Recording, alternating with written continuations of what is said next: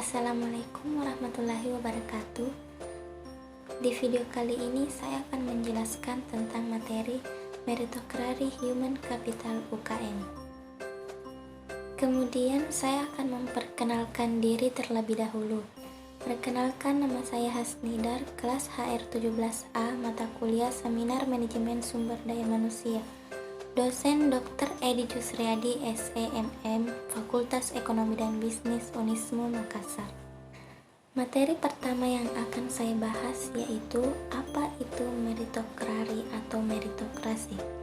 Istilah meritokrasi pertama kali ditulis oleh Michael Young dalam bukunya Rise of the Meritocracy pada tahun 1958. Dalam definisi praktis dalam dunia kerja, meritokrasi adalah proses promosi dan rekrutmen karyawan berdasarkan kemampuan dalam melaksanakan tugas, bukan berdasarkan koneksinya dalam perusahaan. Semua dinilai berdasarkan kinerja dan prestasi karyawan tersebut. Dengan kata lain, meritokrasi merupakan sistem yang menekankan kepada kemampuan seseorang menduduki posisi atau jabatan tertentu, tanpa memandang latar belakang etnik, koneksi, atau status sosial mereka. Meski banyak orang yang menganggap sistem ini cukup adil karena memberikan peluang kepada mereka yang berprestasi untuk pengembangan jabatan tinggi, namun tidak luput dari kritik. Pasalnya, sistem ini dianggap sebagai bentuk ketidakadilan yang kurang memberi tempat bagi mereka yang kurang memiliki kemampuan yang menonjol. Nah, kemudian definisi tentang human capital. Human capital merupakan segenap pengetahuan, keadilan, keterampilan, dan kreativitas yang diwujudkan dalam kemampuan kerja yang dapat digunakan untuk menghasilkan layanan profesional dan nilai ekonomi. Human capital pada prinsipnya menjadi bagian dari manajemen sumber daya manusia. Hanya saja pengelolaan dan pengembangan kemampuan manusia sebagai sumber daya lebih berfokus pada peningkatan pengetahuan dan keterampilan yang mendukung pengembangan organisasi atau perusahaan.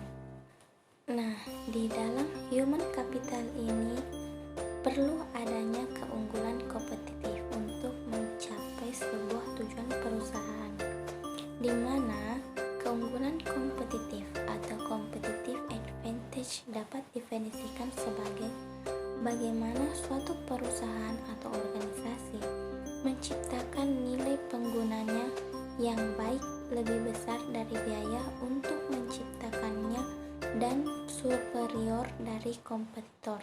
Keunggulan kompetitif memberikan suatu perlindungan dari tekanan persaingan pasar karena perusahaan atau organisasi tidak dapat menawarkan harga yang lebih rendah atau nilai yang lebih superior.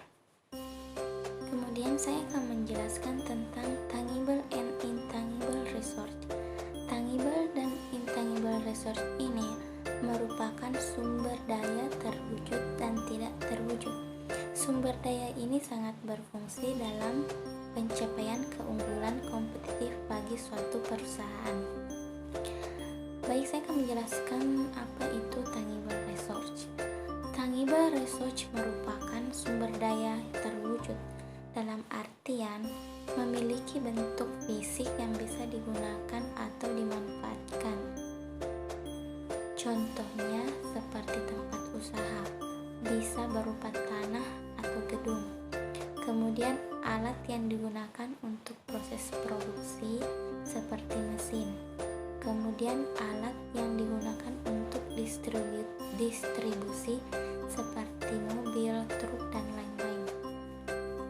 Kemudian intangible resource. Intangible resource atau biasa disebut dengan sumber daya yang tidak terwujud. Sumber daya yang tidak terwujud ini lebih merujuk pada aset dari sebuah perusahaan yang mana tidak memiliki bentuk fisik serta tidak memiliki sifat aset untuk jangka panjang. Secara keseluruhan, Artefak tersebut tidak diperuntukkan untuk dijual di suatu hari nanti, baik itu dalam jangka waktu pendek maupun jangka waktu panjang. Contoh tangible resource yaitu kas, mebel, mesin, bangunan, persediaan, peralatan, dan komputer.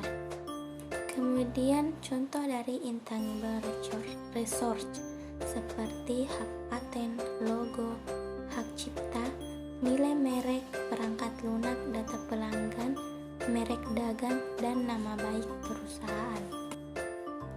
Kemudian kita beralih ke revolusi 1.0 sampai dengan revolusi 4.0. Revolusi ini sangat berpengaruh dari tahun ke tahun, mulai awal abad sampai sekarang ini. Saya akan menjelaskan revolusi pertama yaitu industri 1.0, di mana pada zaman ini atau pada abad ini perubahan pertanian, manufaktur, pertambangan, dan teknologi informasi mulai berkembang pesat. Nah, pada abad ini mulai mengalami perkembangan pesat dengan ditemukannya mekanisasi, alat tenun dengan tenaga uap. Kemudian di revolusi industri 2.0. Di revolusi ini pada abad ini mulai ditemukannya tenaga listrik walaupun terkendala masalah transportasi. Kemudian industri 3.0 yaitu mulai dimanfaatkannya atau ditemukannya alat canggih seperti komputer dan elektronik untuk mempermudah masyarakat atau sebuah perusahaan untuk menyelesaikan produknya. Kemudian di revolusi industri 4.0. Di revolusi ini sudah terjadi sampai saat ini, yaitu nama tren otomatis dan pertukaran data terkini dan teknologi pabrik yang mencakup sistem fiber fisik yang menghasilkan pabrik cerdas. Seperti pabrik-pabrik sekarang ini sudah banyak yang melakukan pengolahan produksi dengan alat-alat canggih. Kemudian yang terakhir adalah revolusi 5.0, di mana kecerdasan buatan Jepang yang saat ini akan diterapkan juga di Indonesia. Di sini lebih cenderung kepada kecerdasan robot yang akan membantu manusia dalam menyelesaikan pekerjaannya. Kecerdasan buatan Jepang ini menitikberatkan pada produk barang atau jasa saja. Kemudian revolusi industri ini terjadi mulai dari tahun ini sampai tahun 2030, ditandai dengan pertukaran ide yang timbul karena masyarakat sudah hampir terpenuhi cara merealisasikan impiannya untuk kesejahteraan dan keamanan dengan cara kolaborasi yang mengubah secara parsial paradigma persaingan.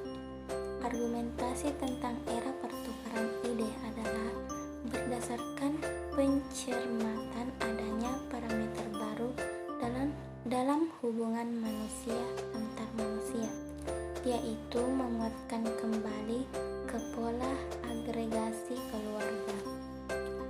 Nah, itulah tadi penjelasan singkat saya tentang materi meritokrasi human capital.